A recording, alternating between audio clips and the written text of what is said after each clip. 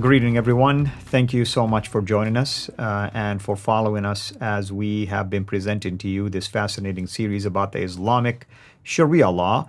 And we have been talking about some really, really powerful contents in the Sharia law to support at least the actions taken by our Muslim friends, Muslim neighbors, when it comes, for instance, like last time, to actions against those that in their mind are perceived to have been blaspheming against the Prophet, which is unfortunate because the actions, that they, or the accusations that someone is blaspheming against Prophet, results oftentimes in killing that individual, which is a pretty sad, really, state of affair. And it shows the status of Muhammad, and it shows how highly elevated himself, even above Allah, because when you blaspheme Allah, for instance, you're not going to get killed, but when you blaspheme Muhammad, it's a whole different ballgame. Today we're going to talk about Kufr, or infidelity, technically speaking, and it is why it is against Ijma. With me here, as always, our dear brother,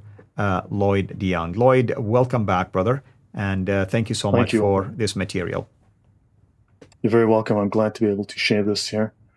Today, just briefly, I will introduce the capital crime of Kufr. So Kufr obviously has to cover, right? You said infidelity, but denying the Ijma is actually Kufr. So, and it is a capital crime. So I will go to the slide and I'll show you this. Now, someone raised among Muslims who denies the obligatoriness of the prayer or denies something else upon which there is scholarly consensus, the Ijma, that word again, which is necessarily known as being of the religion, thereby becomes an unbeliever, a kafir, and is executed for his unbelief.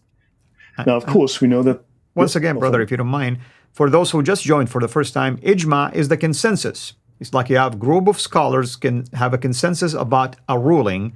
Just going against that consensus, that's what Lloyd is talking about, is considered to be kufr. Yes. So understand the consensus of these scholars is of supreme authority within Islam. Their interpretation of the Quran and the Sunnah is of supreme authority and cannot be rejected or denied. Now, of course, we do know that this does happen. It certainly does happen.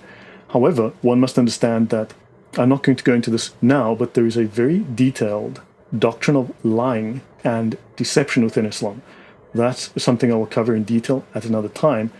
But there are certain rulings which allow them to deceive, even to outright lie. And let's just briefly go back into this again. I will come to this slide on occasion because I need to refresh you about this, but there's more than one division. There are two divisions in Islam and 4 levels. 2 divisions, 4 levels. Yeah, the Sharia. We're discussing the Sharia, the law. This is the legislative side, right? The Sharia is all about obeying Allah. And of course, you have the Imams enforcing the law, the lay Muslims obeying the law. The Sharia and the practice of lay Muslims is the Zahir. This is the outer, the exoteric practice. This is the external practice. This is simply following the rules. Then you have so this is also the first plain level of meaning. So when you read the Quran, when you read the Sunnah, you get the initial plain, obvious meaning. There are 3 other levels of meaning above that, but these are reserved for higher grades of scholars. So this is a pyramid of knowledge, and the top layer of knowledge is on top of it, and there's less and less knowledge as you get to the bottom. So for the scholars, they operate on a second division called the Haqiqah. This is the area of knowledge. This is technically the spiritual, the occult side of Islam. Haqiqah is about knowing Allah. It's about knowing the character and the personality of Allah. The other side is simply just obeying the regulations imposed by Allah and Muhammad.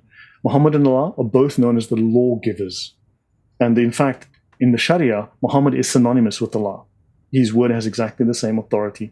They speak with the same voice. Now, the Haqiqah this forms the inner esoteric aspect of Islam. This is the hidden knowledge, right? So this is the batin as opposed to the zahir. This is inner, direct, personal knowledge and experience. In fact, it is the gnosis of Allah. Now, again, I will make, and I have made some blunt statements, but do understand when you read the Sharia legal manuals explicitly state that Islam is a Gnostic religion and that these scholars are Gnostics. Now, there are 4 levels. The 4 levels, so you have the 2 divisions and the 4 levels. The lowest level is the ibara, the literal level, the zahir. This is imposed on legislative subjects. 2, you have the ishara, right? Your imams, they go to seminary, they study these books.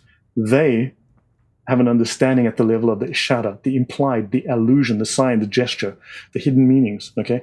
They are the legislative practitioners. Then you have the lata'if. These are nuances, subtleties. These are your spiritual practitioners. Earlier, I mentioned that prayer is actually fard al-kifaya. While certainly prayer is also fard al-ain, in other words, a duty imposed on you. You saw there that you're killed if you don't pray, and I will show you a ruling on that, that if you don't pray, if you miss a prayer, under full Sharia, under the full implementation of Sharia, you will be killed on the spot for missing a daily prayer.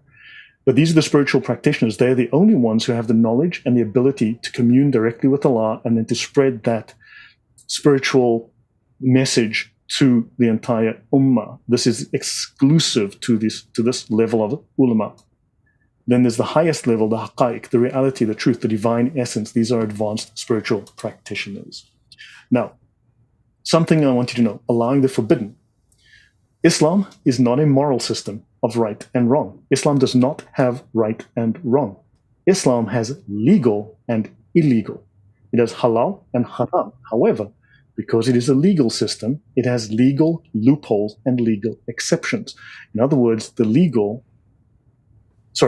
illegal can be made legal given the right legal exceptions.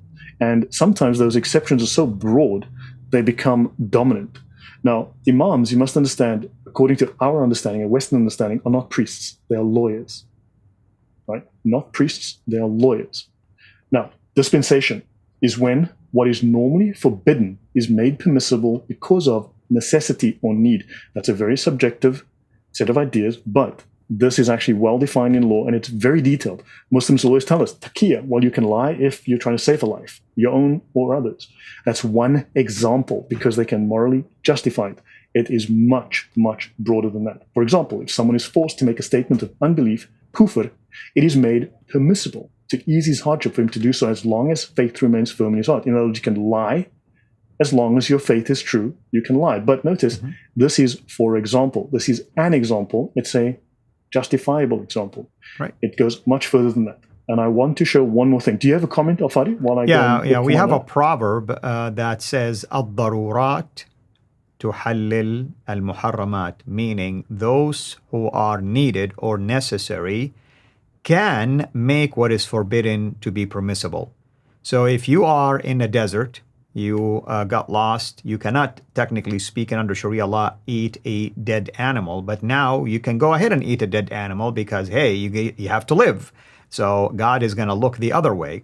For instance, the 5th pillar of Islam, the pilgrimage, if you are unable to make it for a good reason to go to Mecca and perform the pilgrimage once in your lifetime, that's the only pillar that it says that Allah is willing to overlook that because you indeed had something that prevented you from doing it. So I want to bring up, I mentioned prayer, right? Remember they mentioned the Muslim who knows the obligatoriness of prayer. If a Muslim knows that prayer is obligatory, but neglects it, he is killed. He is committed kufr and he is killed. Let's have a look at the specific ruling in the Reliance of the Traveler, section F 1.4. A Muslim who holds the prayer to be obligatory, but through lack of concern neglects to perform it, has not committed unbelief. Thank heavens for that. Rather, he is executed, washed, prayed over, and buried in the Muslims' cemetery. ISIS did this. There were numerous baskets full of heads of ISIS Muslims. And remember, this is Orthodox Sunni Islam. This is the most popular Sunni Islamic manual in the world. This is Orthodox Islam. Under full Islamic law, full Sharia, ISIS will become norm. Al-Fadi, over to you.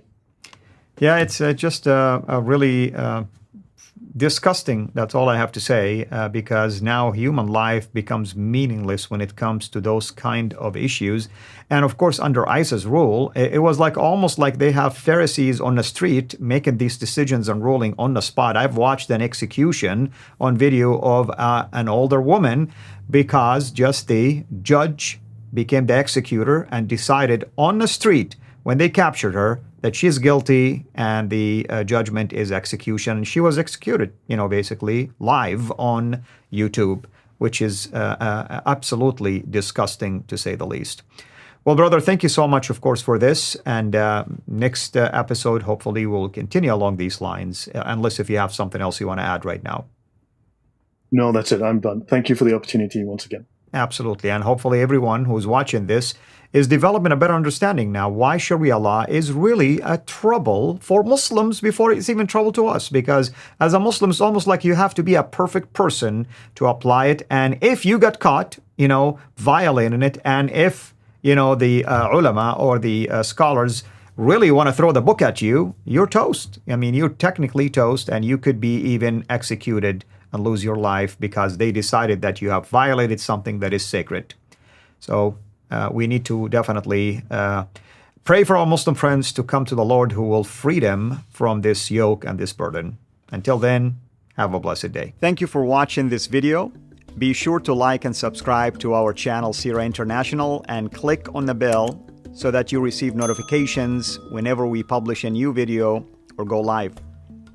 I would also like to appeal to you to consider becoming a Patreon patron by clicking the link right below. By doing so, you can give towards the production of these videos.